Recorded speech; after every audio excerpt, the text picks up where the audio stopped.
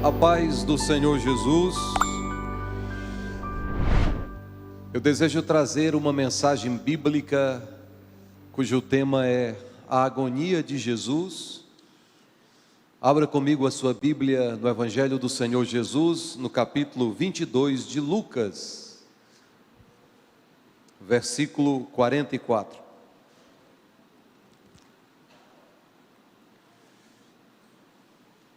Lucas 22, 44.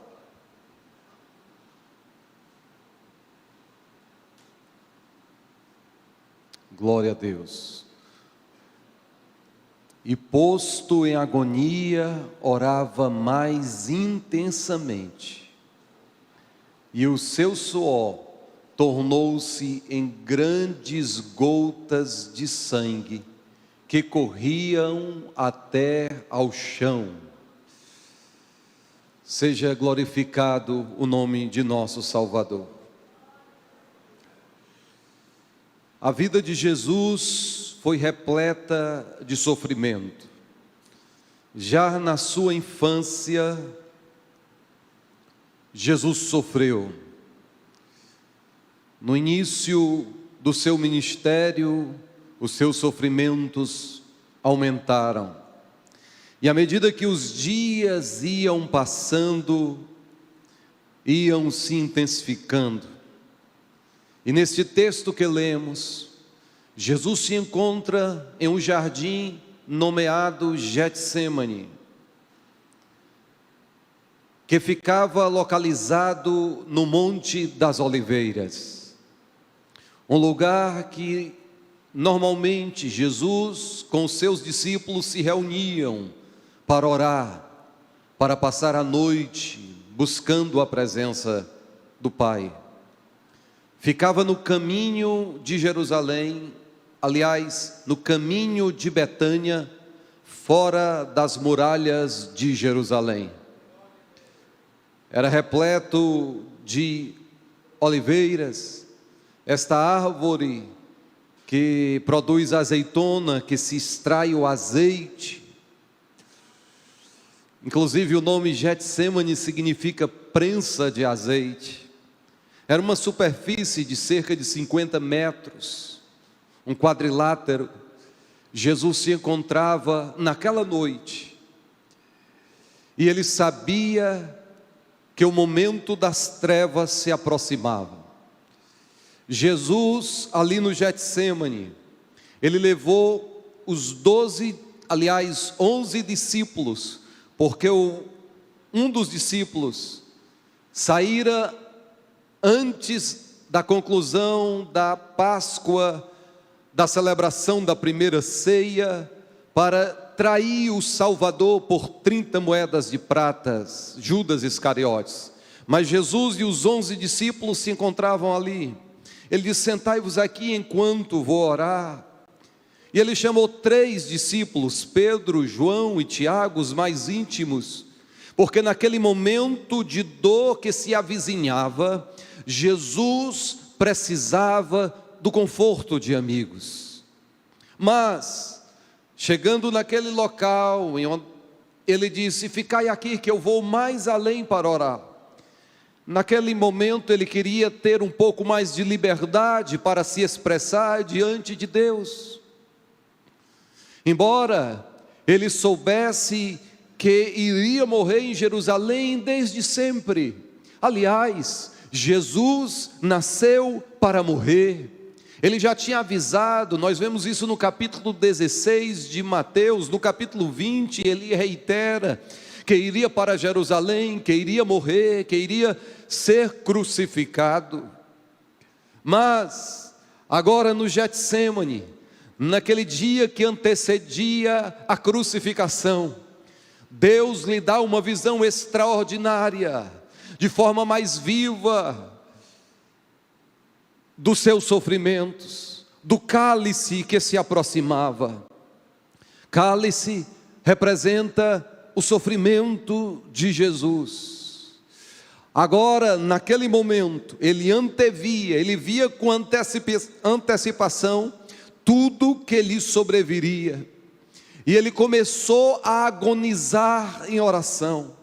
Agonia é uma luta interior, que para os gregos são os momentos que antecedem a morte de alguém. E quando eles deram esse significado, certamente eles estavam pensando na morte de alguém que não conhecia a Deus. Talvez você tenha ouvido ou visto alguém que não conhece a Jesus partir para a eternidade. E os momentos que antecedem são agonizantes.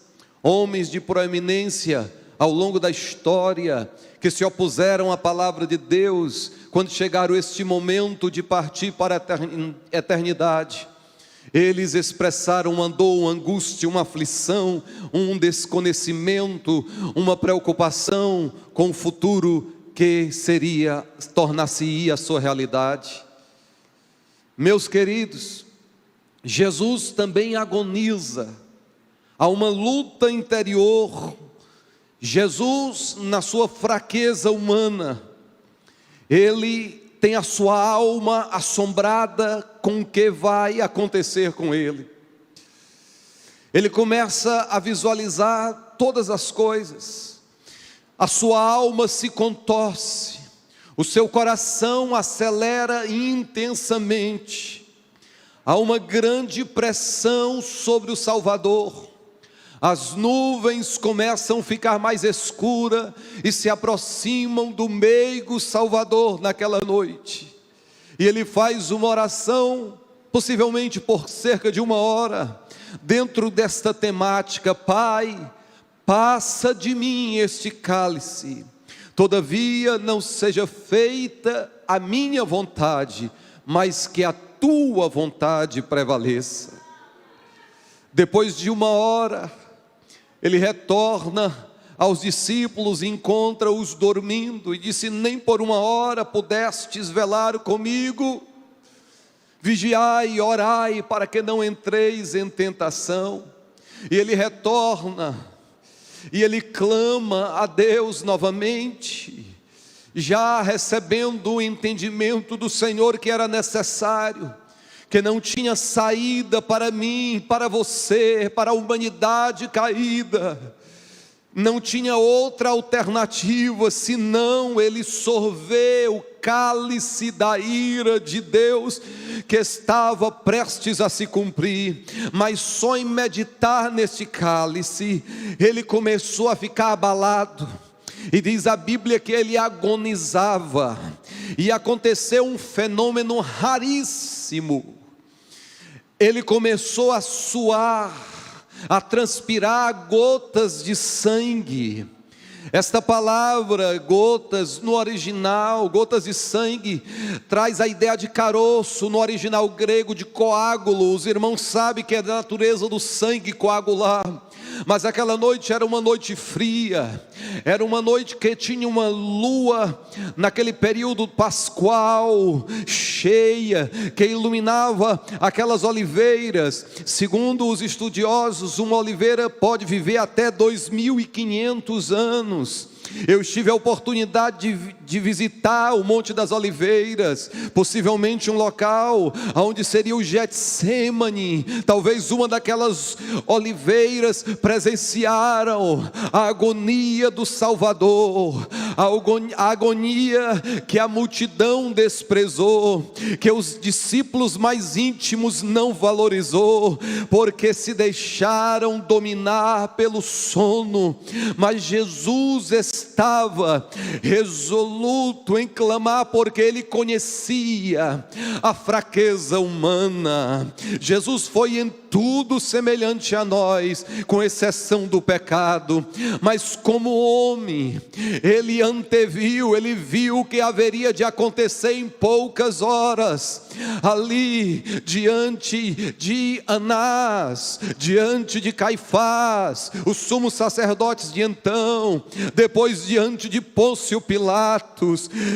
Irmãos, a Bíblia Sagrada diz que Jesus foi cuspido, foi esbofeteado, zombaram do meigo nazareno, mas isso por si só não foi o maior sofrimento. Esse sofrimento e os que ainda irei relatar neste sermão são nada diante do sofrimento da alma de Jesus. Este foi o maior dos sofrimentos, porque ser crucificado, muitos mártires experimentaram isso, muitos foram despedaçados, cerrados ao meio. O próprio Estevão, lá no capítulo 7 do livro de Atos, foi apedrejado, foi um mártir da fé, mas havia uma diferença entre o sofrimento dos mártires e o sofrimento de Jesus, porque enquanto os mártires estavam ali sendo apedrejados como Estevão, eles tiveram visão gloriosas dos céus abertos. A Bíblia diz que quando apedrejavam Estevão, ele olhou e viu os céus abertos, e viu Cristo à destra do Todo-Poderoso em pé para recebê-lo nas mansões celestiais. Mas você verá que a alma de Jesus não se encontrava no mesmo estado da alma de Estevão e de tantos outros que entregaram a sua vida por amor a Jesus. Jesus anteviu ali e ele agonizava. A ciência explica que quando alguém está sobre uma pressão insuportável, está debaixo de uma pressão, de um peso moral absoluto, acontece esse fenômeno raro: os pequenos vasos sanguíneos rompem-se, que estão abaixo das glândulas sudoríparas, as que produzem o suor. Daí dá-se a mistura do sangue com o suor, e Jesus começa a suar. A pressão era tão grande, a sua alma se agitava internamente, que o sangue que estava debaixo da pele foi expulso pelos poros, e pequenas gotículas em todo o seu corpo brotavam. O seu corpo estava ensanguentado, e como eu disse no original, estas gotas significam coágulo, pela frieza da noite, e aquela noite fazia muito frio. Isso é evidenciado pelo livro de João no capítulo 18, que diz que quando a turba foi para a casa de Anás, os soldados, os guardas do templo, Pedro acompanhou no meio do pátio, eles acenderam uma fogueira. Pedro se aproximou para aquentar-se. Era uma noite fria, e o impacto do sangue que coalhava com a frieza, criava-se coágulos por todo o seu corpo. Mas não era apenas o coágulos em uma pequena quantidade, a Bíblia diz que era em grande quantidade, era abundante, porque chegava a derramar e se espalhar pelo chão. A Bíblia diz que caía gotas de sangue no chão. Jesus, naquela noite, na sua segundo momento de oração, ele já dizia: se não é possível passar, faça-se a tua vontade, eu beberei o cálice, Senhor. A Bíblia diz que ele estava de joelhos naquele chão duro, ele estava com o rosto no pó, ele clamava, e o seu sangue já agora umedecia aquela terra que estava em volta de Jesus. Ele estava em agonia por mim, por você, pela humanidade. Uma grande luta se passava. Qual era a luta? Enquanto aquele sofrimento fazia com que o seu corpo tremesse, não desejando morrer, irmãos, havia uma força maior do que aquela agonia. Havia algo mais forte do que a ansiedade que abalava e agitava a sua alma. Era a força do amor que ardia no seu coração. O amor venceu a agonia. Jesus recebeu a visitação de um anjo, visto que os seus amigos o deixaram só. No capítulo 5 de Hebreus, no versículo 7, a Bíblia diz que neste momento Jesus orava com grande clamor e lágrimas, mas ele foi foi atendido naquilo que ele temia. O que Jesus temia? Jesus temia que a sua natureza humana fraca não existisse, não tivesse à disposição, mas ele foi atendido. Deus enviou o anjo, Jesus foi confortado, Jesus foi consolado, Jesus se fortaleceu no Espírito e agora estava resoluto a entregar a sua vida. A Bíblia diz que ele encontrou os discípulos dormindo novamente. Ele voltou a orar, repetiu as mesmas palavras. Ele poderia naquele momento, pois sabia que em breve, quando ele chegou para os discípulos, disse: acordai-vos, levantai-vos, porque o traidor já vem. Ele sabia que Judas vinha, era escuro, não dava para visualizar, e a turba que vinha com Judas, vinha com lanternas, vinha com porretes, vinha com cacetetes, vinha com espadas, era um momento de tensão. Jerusalém poderia convulsionar-se por aquela prisão, mas quando eles se aproximaram, debaixo da lua cheia, naquele dia, mas também conduzindo lanternas, eles não reconheciam. Jesus era parecido com os discípulos, Jesus se vestia como os discípulos, eles não reconheceram, e Jesus dá um passo avante, porque ele já estava resoluto, e diz: a quem buscais? E eles dizem: a Jesus o Nazareno. Sou eu. Quando Jesus diz sou eu, aquela multidão por completa cai por terra e toma no chão. Noutras palavras, Jesus estava dando a entender que eu vou ser preso não pelo vosso poder, eu estou aqui para dar a minha vida, tenho poder para dá-la e poder para tornar a tomá-la. Para este momento eu vim, deixai estes ir. Pedro, mais afoito, sanguíneo, toma a espada e corta a orelha de Malco. Jesus o repreende, coloca a espada na bainha. Pedro, Jesus toca na orelha de Malco e ela é curada instantaneamente. Os discípulos o abandonam, porque o ferido de Deus foi oprimido. Deus estava ferindo a Jesus naqueles momentos, até ali o Calvário. A Bíblia diz: ferirão o pastor e as ovelhas se dispersarão. Os discípulos todos o abandonaram, mas o mestre se entregou. Quem pode levantar a mão e glorificar o Salvador? Ele se entregou por amor. Ele foi, como vos disse, à casa de Anás, ele foi à casa de Caifás, depois levaram ele amarrado até Pôncio Pilatos, fizeram perguntas, Jesus mantinha-se tranquilo, muitas vezes calado, as pessoas não compreendiam, os judeus cheios de ódio, Pôncio Pilatos acovardado, mesmo sabendo que ele era inocente, mas por conveniência estava disposto a entregar Jesus, até que Pôncio permite que Jesus seja açoitado.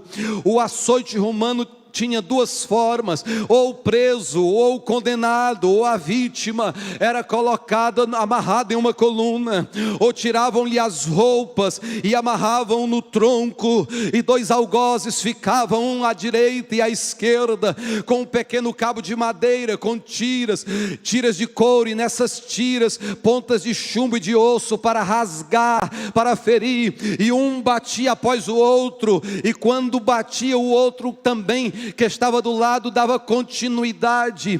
Muitas vezes as vítimas não resistiam e sucumbiam, morriam só por ocasião deste suplício, mas Jesus estava resistindo. Diz a história que aqueles açoites mostravam, rompia as veias, aqueles açoites muitas vezes mostravam até mesmo os órgãos internos do condenado, da pessoa, mas Jesus já tinha derramado ali gotas de sangue, ele estava estava disposto a resistir até o fim, lá no Getsemane, na sua agonia, enquanto o sangue caía no chão, o seu clamor subia à presença do Pai, ele estava firme no seu propósito.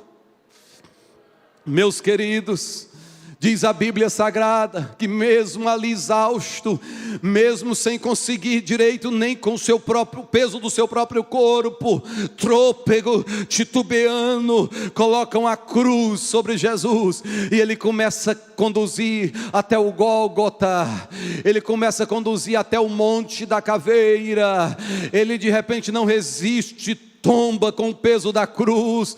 Chamam-lhe alguém por nome Simeão para ajudá-lo na condução daquela cruz. Jesus chega ali agora no monte, no Gólgota, deitam Jesus sobre a cruz. De repente pegam cravos de ferros, de quadrados, e batem nas mãos de Jesus, ou nos punhos de Jesus. Jesus deita-se sobre aquela cruz, aqueles cravos também atravessam seus pés, aquela cruz vai sendo erguida, e à medida que vai sendo erguido o peso do seu corpo, faz com que aqueles rasgos dos seus braços, dos seus pés, sejam intensificados, seus órgãos internos são apertados. Jesus tem dificuldade de respirar, sem falar da sede abrasadora que ele estava ali na cruz, de modo que quando Jesus estava na cruz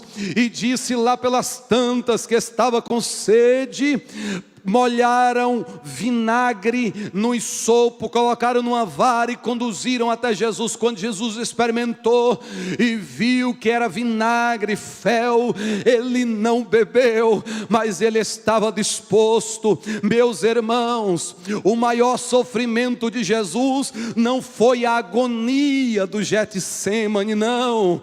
O maior sofrimento de Jesus foi na cruz, porque no Getsemane ele só viu o cálice.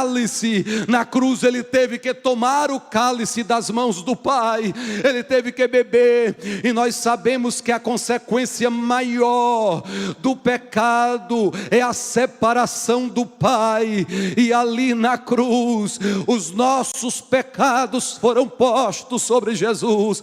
Diz a Bíblia que a despeito de muitos passarem meneando a cabeça, se tu é o rei dos judeus, desce daí, até mesmo um dos criminosos, se tu és, salva-te a ti mesmo e a nós também. A despeito de toda ignomínia que ele estava atravessando, de todo o vitupério, meus queridos, como a humanidade não demonstrou compaixão, a natureza demonstra compaixão. O sol deixa de brilhar ao meio-dia até as 3 horas da tarde, houve uma grande treva sobre toda a face da terra, porém mais escura eram as trevas que envolviam a alma de Jesus. Ele estava agora sofrendo as consequências dos nossos pecados. Deus retira a sua presença de Jesus, Deus vira a face de Jesus, Deus derrama a sua ira sobre Jesus, e ele clama: Deus meu, por que me desamparastes? Meus irmãos, Jesus estava nos seus momentos finais.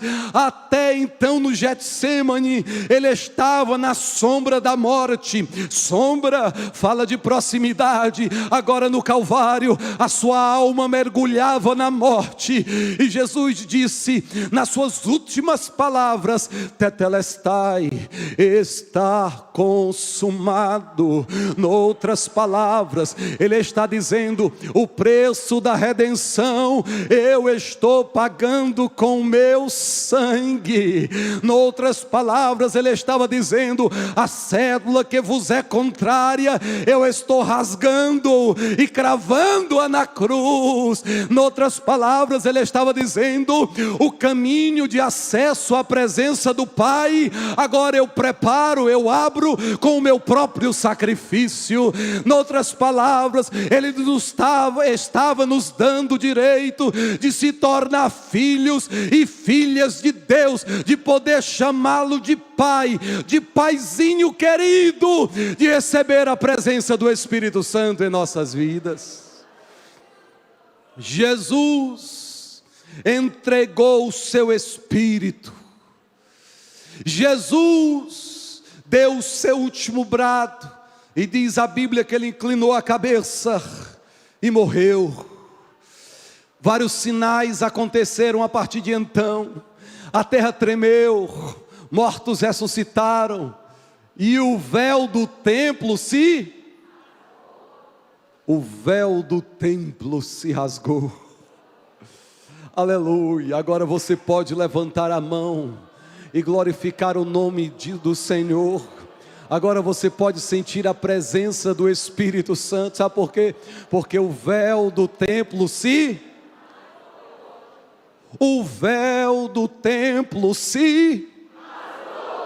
agora o acesso está aberto. Nós podemos adorar o Senhor na beleza da sua santidade, celebrar a sua morte, aleluia, aleluia, até que Ele venha e proclamar a sua ressurreição, porque no terceiro dia, Jesus poderia ressuscitar, mas Ele esperou que o Pai o ressuscitasse. As ânsias da morte não pôde deter, as ânsias, as correntes que prendiam foram removidas.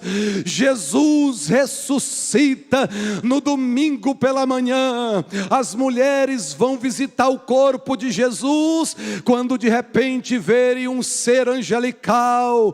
Elas não entendem muito bem, mas eles perguntam: por que procurais dentre os mortos aquele que vive? E agora Ele vive pelos séculos dos séculos, e porque Ele vive, a esperança no nosso coração, e porque Ele vive, nós não mais tememos a morte, e porque Ele vive, quando a morte vier, aleluia, nós estaremos prontos, cantando o hino da vitória, porque a morte não mais tem domínio sobre nós.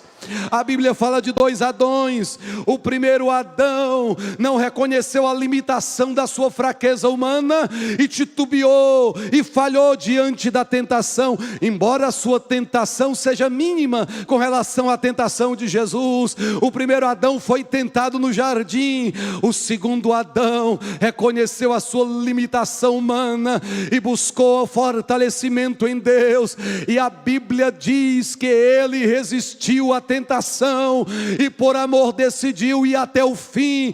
Ele venceu a tentação, ele venceu o diabo, ele venceu o mundo, ele venceu a morte, ele ressuscitou, ele está vivo pelos séculos dos séculos, e sobre a sua coxa direita está escrito: Rei dos reis e Senhor dos senhores.